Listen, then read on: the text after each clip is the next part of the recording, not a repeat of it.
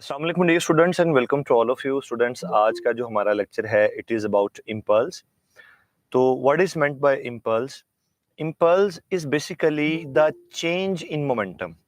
लेकिन मोमेंटम में ये चेंज कब आता है? जब किसी मास की बॉडी के ऊपर, ठीक है, आप एक फोर्स लगाओ, लार्ज फोर्स लगाओ बड़े शॉर्ट इंटरवल ऑफ टाइम के लिए, और बॉडी के मोमेंटम में एक रैपिड चेंज आए, तो फिर मोमेंटम में चेंज को स्टडी करने के लिए हम इम्पल्स को स्टडी किया करते हैं। अब देखें, अक्सर मैं जब ये बात पूछता हूं कि what is meant by impulse, तो आप में से बहुत से बच्चे फौरन से मुझे डेफिनेशन सुनाते हैं, मैंने large amount of force act on the body for very short interval of time T and blah blah blah. देखिए भाई, एक बात याद रखें, हर सिचुएशन में हम मोमेंटम के चेंज को स्टडी करते हैं, लेकिन ये एक ऐसा खास किस्म का मोमेंटम का चेंज है कि हमने फिजिक्स में इसको नाम ही डिफरेंट दे दिया, इम्पल्स। कोई अगर आपसे पूछे कि इम्पल्स क्या है, तो आपने उसे एक सादा, बिल्कुल सादा जुमले में समझाना है कि impulse is basically divided by, ये पी मोमेंटम है, total initial momentum divided by total mass of the system. अब ये बातें मेरे ख्याल से कंप्लीट हो गई। अभी मैं एमसीक्यूज की तरफ चलता हूं, लेकिन एक छोटी सी चीज बता दूं कि बलोचिस्तान की टेक्स्ट बुक के अंदर जो सिस्टम्स हैं उनकी टाइप्स की बात की गई है। तो आइए जरा मैं आपको ना ये थोड़ी सी बात समझा देता हूं। प्यारे बच्चों, एक होता है ओपन सिस्टम, ठीक है। अब ये नहीं कहना सर ये आपने क्लोज कर दिया, ये जस्ट मैंने वैसे एक बाउंड्री ड्रॉ की है, क्योंकि सिस्टम की एक सर्टेन बाउंड्री होती है। अब मैं फर्ज करें, मैं कहता हूं ये क्या है, ये है open system. Equations of motion basically ऐसी इक्वेशंस हैं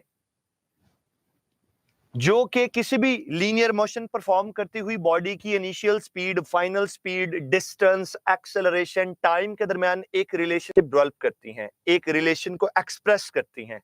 तो सबसे पहली बात याद रखिएगा कि these equations are useful only for linear motion. ये सिर्फ उन ऑब्जेक्ट्स के लिए एप्लीकेबल है जो ऑब्जेक्ट्स लीनियर मोशन परफॉर्म कर रहे हैं। नंबर 2, जिनका एक्सेलरेशन क्या है, यूनिफॉर्म है।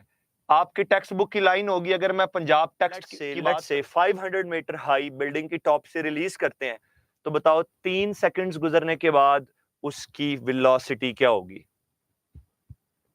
30। यस। कैसे पता चला? इस इक्वेशन से पता चला आपको, क्योंकि बॉल को आप फ्रीली फॉल करवा रहे थे, बॉल की इनिशियल वेलोसिटी 0 थी। Whatever is the height is, इससे फर्क नहीं पड़ता। फाइनल वेलोसिटी के लिए आपको टाइम चाहिए और जी चाहिए। ऐसे ही है, अगर मैं आपसे कहूं कि जो बॉडी फ्रीली फॉल कर रही है, 1 सेकंड के बाद उसकी वेलोसिटी क्या होगी? जल्दी बोलो। 10। 2 सेकंड्स के बाद कितनी होगी? 20। 3 सेकंड्स के बाद कितनी होगी? 30। 4 सेकंड्स के बाद कितनी होगी? 40। 5 सेकंड्स के बाद कितनी होगी? ये तमाम वैल्यूज में, तमाम कंसेक्यूटिव वैल्यूज में 10 10 10 10 10 10 10 का डिफरेंस है। पता क्यों है? क्योंकि body is accelerated under the action of gravity, और ग्रेविटेशनल एक्सेलरेशन की मैग्नीट्यूड होती है 10 मीटर पर सेकंड स्क्वायर। बोलो, बात समझ आई?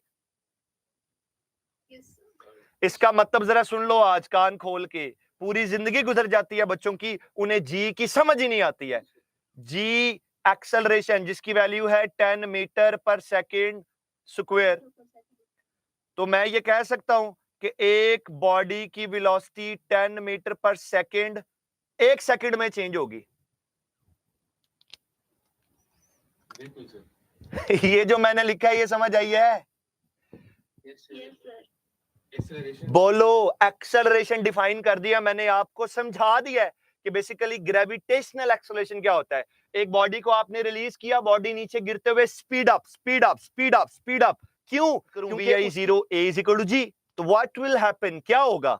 ए की जगह जी आ गया, फाइनल वेलोसिटी निकालनी है, इनिशियल वेलोसिटी 0 है, तो ये वाला एक्सप्रेशन रिड्यूस होके कुछ ऐसे बन जाएगा, Vf = √2gh। अब ये एक्सप्रेशन क्या बता रहा है?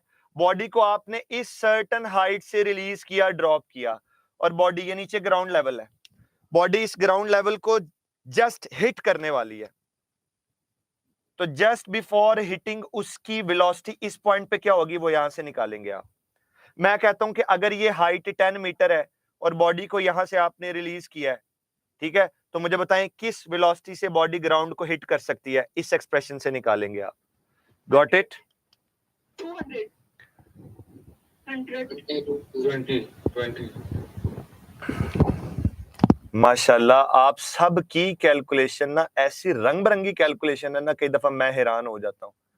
अल्लाह के बंदो, 2 एज इट इज, जी की वैल्यू 10, ये इज 10, 10 इंटू 10 100, 100 इंटू 2 200, 200 अब 200, अब अंडर रूट किसने लेना है? फुफो ने।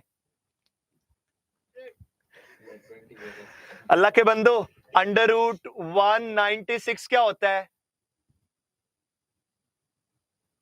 14.4 समथिंग कर लो, 4 ना करो, 14.1 कर लो, बात खत्म के सर, राउंड अबाउट 14 इसका आंसर होगा, सिंपल इज दैट।